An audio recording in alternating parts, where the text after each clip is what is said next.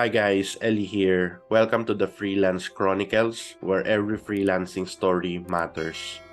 Dito sa segment ng video natin ngayon, pag-uusapan natin ang mga iba't ibang story tungkol sa freelancing journey. Ba't iba? Merong mga rants, merong mga experience, merong mga worries, merong mga newbies, merong mga matagal sa industriya. So ngayon, dito sa video na to, ang goal natin is kumuha ng insights kung bakit nila nasabi yung bagay na yon, at susubukan ko rin mag-share ng aking opinion kung paano makatulong doon sa mga taong yon. At the same time, baka pwede rin natin itong kuhaan ng aral kung saan pwede nating gamitin kung sisimula pa lang tayo or kung matagal na tayo at or iba sa atin itong experience na to. So tara, samahan niyo ako at pag-usapan natin ang mga iba't ibang storya sa likod ng freelancing.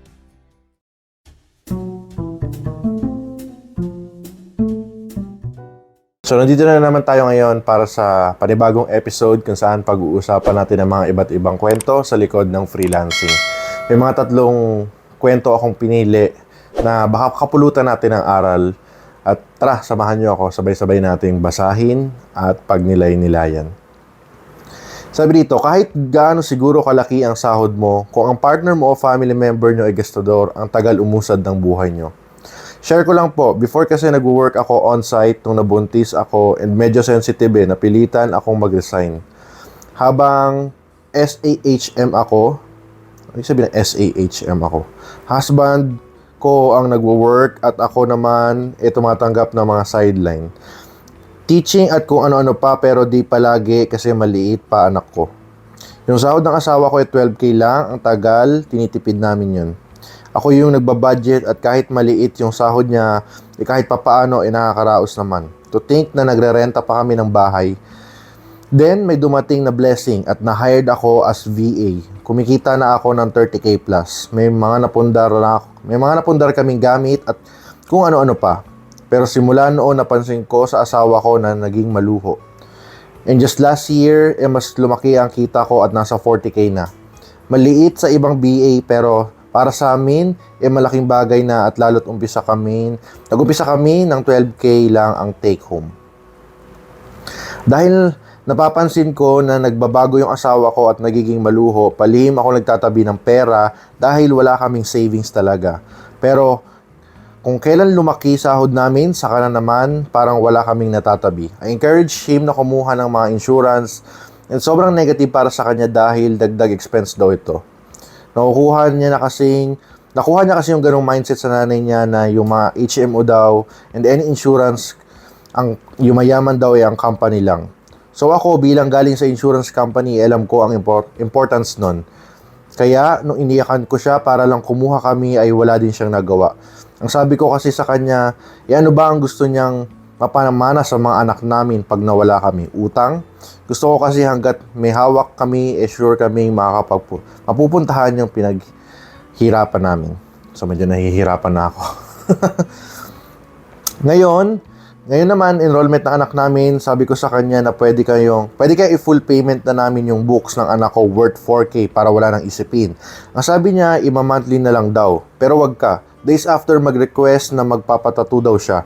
Tapos yung presyo ay 7K. Mahal naman ang tattoo niya. Tapos kung ano-anong binibilin din namang importante para sa sasakyan. Na noon naman nagagamit namin nang wala yung mga yon. Okay sana if hundreds lang, pero libo Sinabihan ko din na nagkaroon kami ng malaking pera invest namin sa lupa pero buwan bago ko napapayag. Nainis ako na bakit yung mga importanteng bagay di niya nakikita at unahin. Don't get me wrong, pagdating sa bahay at sa anak namin, very hands-on siya. Ang sa akin lang kung kailan mas malaki yung income namin ngayon, bakit pinaparamdam niya na nagigipit kami. Nung 12K pa lang ang pera namin, bakit nakakapag-save kami. Gabi-gabi naghahanap ng additional income or work para may ma-invest. Man lang pero nakakapagod pala kung ikaw lang may gusto. Nawawalan rin ako ng amor. Ayoko din maapektuhan ang work ko pero mas stress na ako sa kanya kaysa sa work Ang pinagdadasal ko na lang palagi, tumagal pa yung contract ko kay client. Dahil kung hindi, ewan ko na. Pasensya na po kung mahaba. Happy naman ako sa VA journey ko. Yung current situation lang sa buhay ang hindi. So siguro sa mga ganong sitwasyon, Mahirap nga yung case ni ate. Ako personally, hindi ko makapagbigay ng saloobin, no? Dahil hindi ko naman siya personal na experience. Dahil first of all, wala pa akong anak. Pero yung mga ganyang bagay, no, mahalaga siguro na pinag-uusapan niya lalo na sa pagdating sa financial, no, lalo na kay sa husband mo. And I hope, no, na dumating yung panahon na magkasundo kayo, lalo na sa mga ganyan. Kasi maganda yung mindset nung nag-send eh.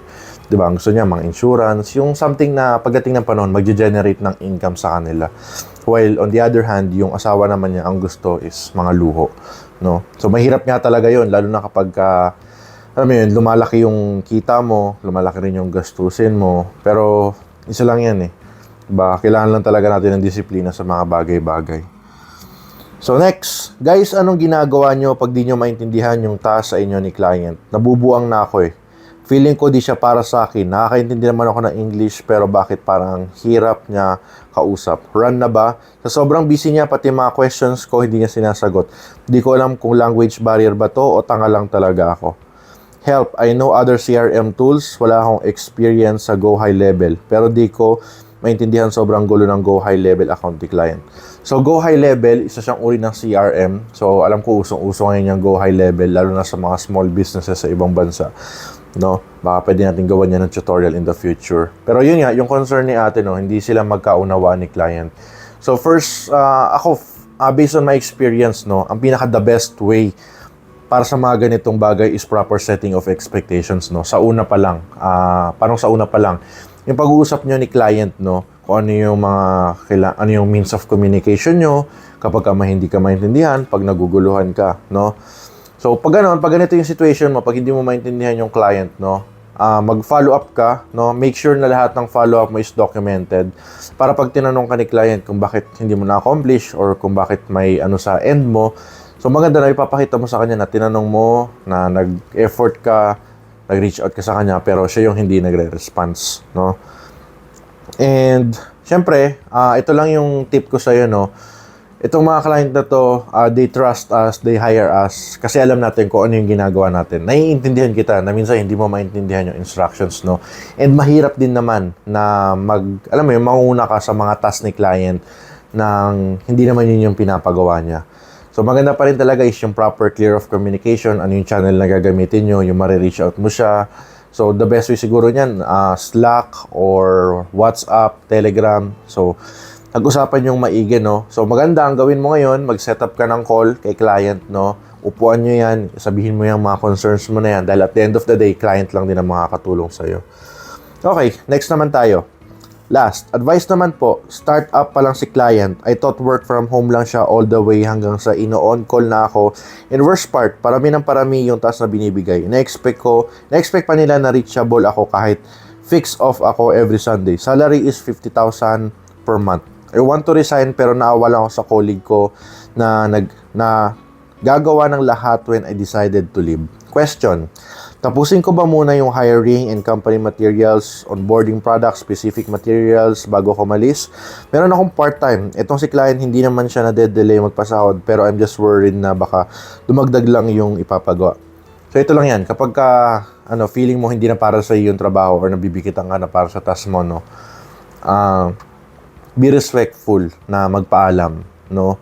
And meron naman tayo dito sa Pilipinas, bago tayo mag-resign, meron naman tayo yung rendering period, 1 month rendering period, no? And I believe na applicable din yan sa kanila, no? Na pwede mo sabihin na within 1 month, pwede ka nang umexit, no? And in those process sa 1 month na yun, pwede mong tulungan yung colleague mo, pwede mong, turuan sa mga bagay-bagay na ginagawa mo. Nang sa ganun, alam niya rin na hindi siya may iwan ng siya lang mag-isa. Or other thing, pwede mo sigurong i-document or videohan kung ano man yung ginagawa mo sa work para sa mga susunod na generation. Alam nila kung ano yung mga gagawin, no? So, kumbaga para mga tutorial videos, kung yun man yung ginagawa mo. And kung nga, nabibigitan ka na and tingin mo hindi na sapat yung binabayad para sa work mo, sa pagod mo, sa stress mo, no? At the end of the day, ikaw pa rin na makakapag-decide niyan. Ikaw pa rin na makakapagsabi kung karapat dapat ba para sa'yo si client. So, yun lang. And I hope, no, na sa mga ganitong kwento, may nakihuha kayo kahit maliit na experience or lesson doon. And kung nagustuhan niyo yung mga ganitong video, pahit naman ng like, subscribe, and kita-kits tayo sa linggo para sa panibago na ng mga video.